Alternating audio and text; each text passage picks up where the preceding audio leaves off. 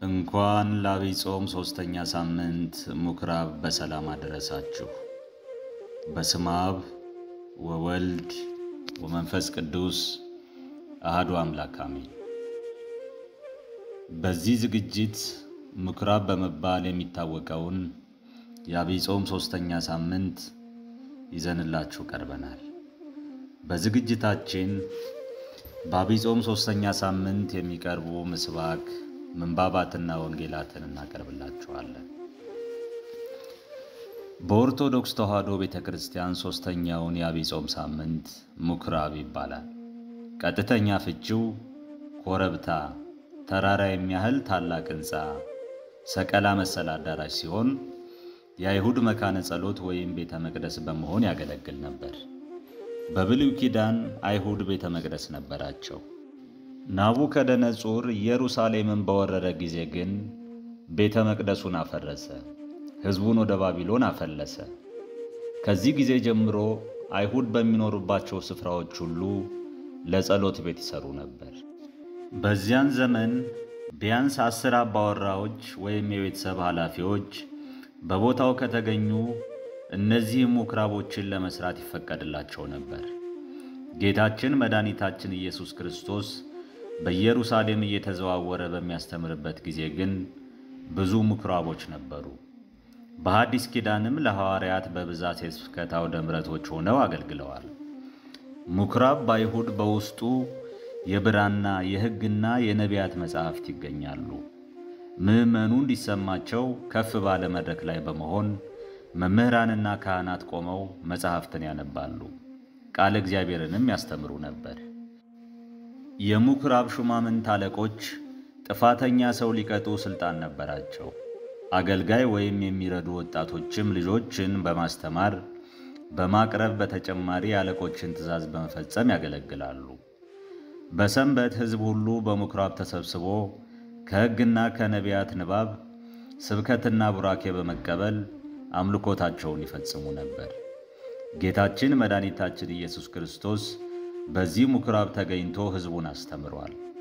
ቅዱስ ሉቃስ በወንጌሉ ወዳደገበትም ወደ ናዝሬት መጣ፣ እንደ ልማዱም በሰንበት ቀን ምኵራብ ገባ፣ ሊያነብም ተነሳ እንዳለ ቅዱሳት መጻሕፍትን ማንበብ፣ መማር፣ መመርመር፣ መተርጎም፣ ጉባኤ መስራት አዘውትረው የሚፈጽሙት ተግባር እንደነበረ ያስረዳል። ነገር ግን በምኵራብ ሰዎች ለተለያየ ዓላማ ይሰበሰቡ ነበር። አንደኛ አማናዊ እረኛ ነው ብለው ወልደ ዋህድ ብለው ሲጠብቁት የነበረው ተስፋ ደረሰልን፣ ወረደ፣ ተወለደ፣ የዓለም መድኃኒት እርሱ ነው ብለው አዳኝነቱን አምነው ይከተሉታል። የዓለሙን ኃጢአት የሚያስተሰርይ የእግዚአብሔር በግ መሆኑን አውቀው የሚከተሉታሉ። በጎቹም ድምፁን ያውቃሉና ይከተላሉ እንዲል ዮሐንስ 10 ቁጥር 4። ሁለተኛ የቃሉን ትምህርት የእጁን ታምራት ሽተው ከደዌ ለመፈወስ ይሰበሰባሉ።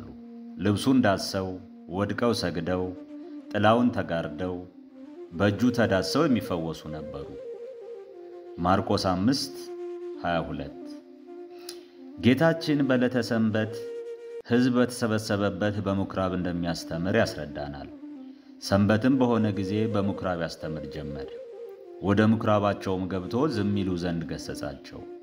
እነርሱም ትምህርቱን፣ የቃሉን ግርማ፣ ያነጋገሩን ጣዕምና የአንደበቱን ቅልጥፍና አደነቁ። ማርቆስ 6 ቁጥር 1። ወደ ገዛ አገሩም መጥቶ እስኪገረሙ ድረስ በሚገባቸው ያስተምራቸው ነበር።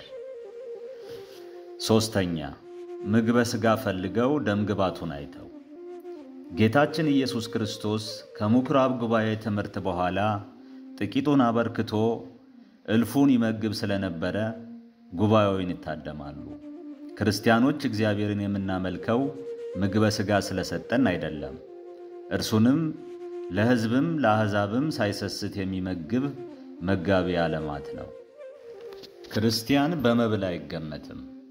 እንግዲህ በመብልም ቢሆን በመጠጥም ቢሆን በልዩ ልዩ በዓላትም ቢሆን በመባቻም ቢሆን በሰንበትም ቢሆን የሚነቅፋችሁ እንዳይኖር ተጠንቀቁ እንዲል ቆላስይስ 2:16 ከፍጻሜው።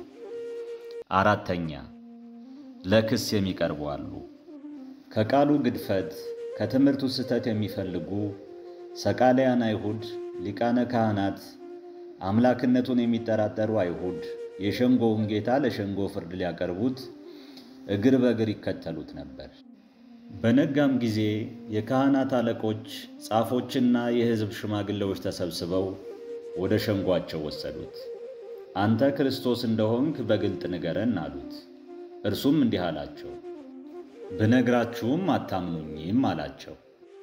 ዛሬም በአማናዊቷ ቅድስት ቤተ ክርስቲያን ሥጋዊ ነገር ብቻ ገዝፎባቸው ቤተ መቅደሱን ለንግድ፣ ንዋያተ ቅድሳትን ለትርፍ ብቻ አሳልፈው የሚሸጡ የሚለውጡ፣ ለክስ የሚፋጠኑ፣ ከምኵራብ ያልወጡ የበጎችን እረኛ አሳልፈው የሚሰጡ አዋልድ ይሁዳ እንዳሉ ግልጽ ነው።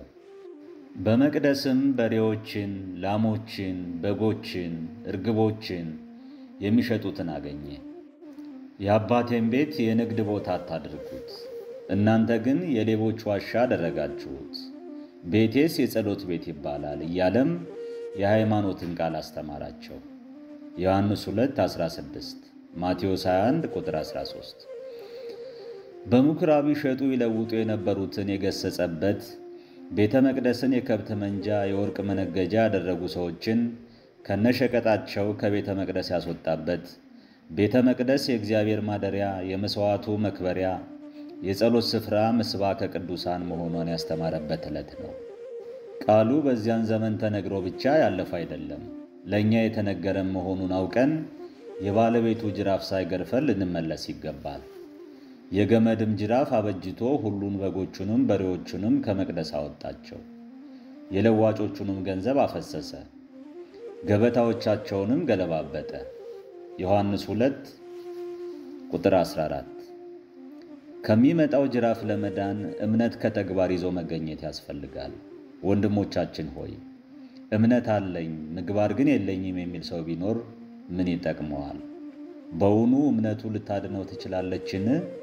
ከወንድሞቻችን ወይም ከእህቶቻችን የታረዙ ወይም የዕለት ምግብ ያጡ ቢኖሩ ከናንተም አንዱ እንደዚሁም ሥራ የሌለው እምነት ቢኖር በራሱ የሞተ ነው እንዳለ ያዕቆብ 2 ቁጥር 14 እስከ ፍጻሜው።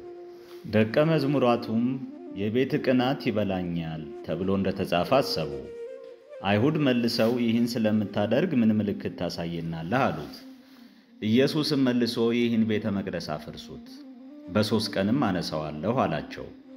ስለዚህ አይሁድ ይህ ቤተ መቅደስ ከ46 ዓመት ጀምሮ ይሰራ ነበር፣ አንተስ በ3 ቀን ታነሳዋለህን አሉት። እርሱ ግን ስለ ሰውነቱ ቤተ መቅደስ ይል ነበር። ዮሐንስ 2:12-25። ስለዚህ ከሙታን ከተነሳ በኋላ ደቀ መዛሙርቱ ይህን እንደተናገረ አሰቡና መጽሐፍንና ኢየሱስ የተናገረውን ቃል አመኑ። በፋሲካ በዓልም በኢየሩሳሌም ሳለ ያደረገውን ምልክት ባዩ ጊዜ ብዙ ሰዎች በስሙ አመኑ። ነገር ግን ኢየሱስ ሰዎችን ሁሉ ያውቅ ነበር፣ ስለ ሰውም ማንም ሊመሰክር አያስፈልገውም ነበርና አይተማመናቸውም ነበር፣ ራሱ በሰው ያለውን ያውቅ ነበርና። በዚህ መርሃ ግብር ምኵራብ በሚባል የሚታወቀው የዐቢይ ጾም 3ኛ ሳምንት ልዩ ዝግጅት በዚህ ተጠናቀቀ። ውድ የባህራን ሚዲያ ቤተሰቦች ዝግጅቶቻችን ለበርካታ ኦርቶዶክሳውያን ተደራሽ እንዲሆኑ ቻናላችን ሰብስክራይብ በማድረግና ቪዲዮዎቻችን ላይክ፣ ኮሜንት እንዲሁም ሼር በማድረግ ለበርካታ ኦርቶዶክሳውያን ተደራሽ እንድታደርጉ እያሳሰብን ይህ ታላቁ የዐቢይ ጾም የበረከትና የድኅነት እንዲሆንላችሁ እንመኛለን። እናመሰግናለን።